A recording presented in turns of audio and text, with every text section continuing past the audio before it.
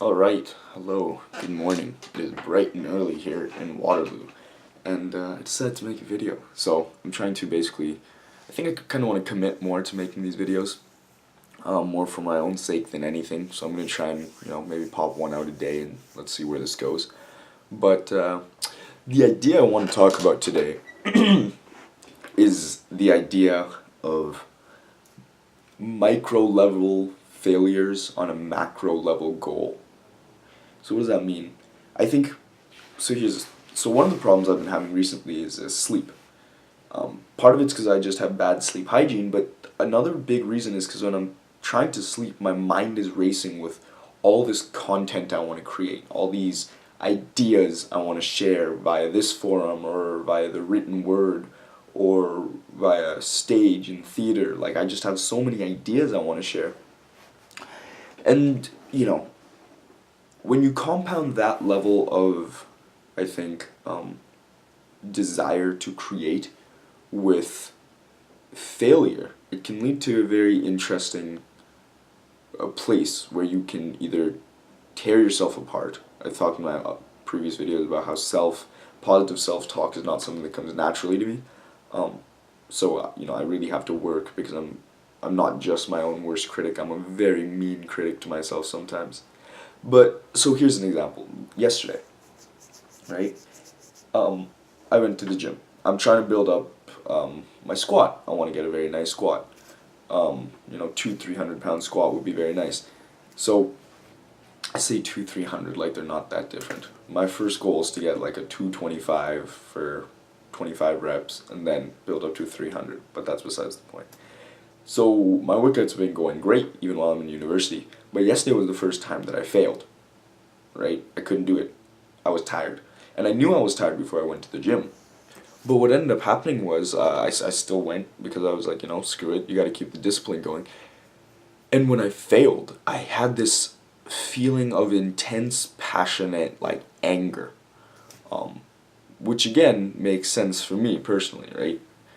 And what I did to rectify that was I lowered the weight and then I just went for 20 reps straight. And I did it. But that's not the point. The point is that that wasn't an intelligent thing to do, right? The reason it wasn't intelligent, it was very emotionally driven. It was a way for me to try and for somehow make up for my failure. In this case, the macro level goal here, the long-term goal, is to build up a 300-pound squat. Another macro goal is to first get to 225. In order to do that, there are micro level progressions that I have to reach, right? I have to add 5 pounds to the bar each workout. I need to eat well. I need to sleep. I need to continue to do the things that are going to, the small steps that are going to lead me to long-term success. And it kind of got me thinking yesterday about how we kind of sabotage ourselves, or how I do in life on a longer scale, right?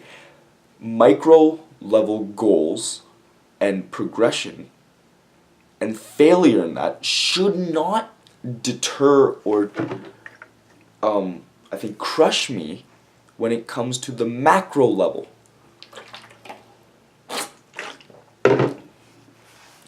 Essentially, I think what I'm trying to say though is that our long-term goals are going to involve failure. And that's okay. The reason it's okay though isn't because it's like, well, people fail. I don't believe that. I believe if you don't have to fail, don't fail. I don't think failure is while failure is absolutely necessary and it's a good thing because that's where you learn, it's not necessarily I don't think it should be taken as lightly as like, well, whatever, you failed. Maybe that's the wrong way to look at it, but that's not how I feel, and I think that's part of my competitive nature. What I do feel though is that our long-term goals are so dependent upon micro choices, consistent small choices that failure in those choices is not indicative of our inability to reach the long-term goal. Me failing on one workout yesterday does not say that I can't ever reach a 225, 300-pound squat. That's not what it's indicative of. But so often in life, that's what ends up happening, right? You fail on a test, and all of a sudden you're scared you're not good enough for your degree. One girl rejects you, and all of a sudden you're scared that you won't be good enough for any girl, right? It's this weird mindset, I think, that we all develop over time, where we start to trade the macro goal based on micro results. And so the reason loss and failure is so important, I'm coming to learn, is because they are indicative of the direction to go. They're not dead ends. They're more like... Actually, I guess they are dead ends, but here's a better way to look at it. If you're in a maze and you reach a dead end, part of you can be like, oh, shoot, I'm done, that's it. Or you can be like, well, I just figured out another way that doesn't work. Right? And again, there's a difference between being able to say that idea and understanding it, and that shift is very slowly starting to happen in my mind, wherein I'm seeing that our micro failures are so important because they help us. If you're intelligent, instead of getting crushed by them, you can reorient yourself to make consistent choices, and then when you fail again, you can kind of start building building up, right? And I just think that's such an interesting idea. Micro level failures in macro level goals are not that important. It's just that simple. Micro level failures are lessons learned, they're notes to be taken, but they are not deterrents to the macro goal. And you can fail on a macro level, absolutely you can. If you have a long-term goal, if you want to be an actor,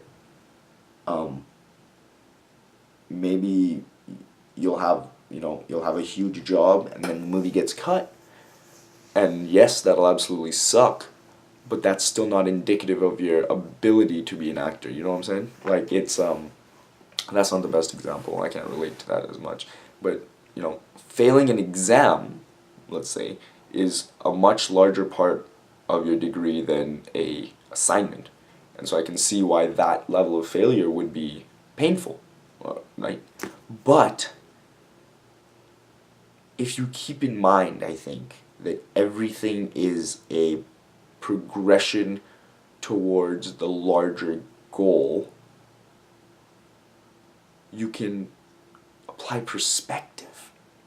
And I think it's so easy to lack perspective when it comes to these things, because we get so caught in the micro levels of life, the daily routines, the moment to moment pleasures, that we forget that you gotta live for something more. Especially at my age, I feel like everything has to service something larger, and moving in that direction.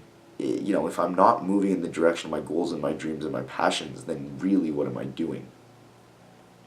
Right? So, I know. I think that's effectively what I wanted to talk about this morning, the idea of micro progression on a macro scale means micro failures, forget about it. Micro success, good, but don't over-celebrate. Focus on the long-term goal, and then use every step in the way. And don't get disheartened is the biggest thing I learned yesterday. Don't get disheartened just because you didn't reach the goal. The important thing is not the important thing is the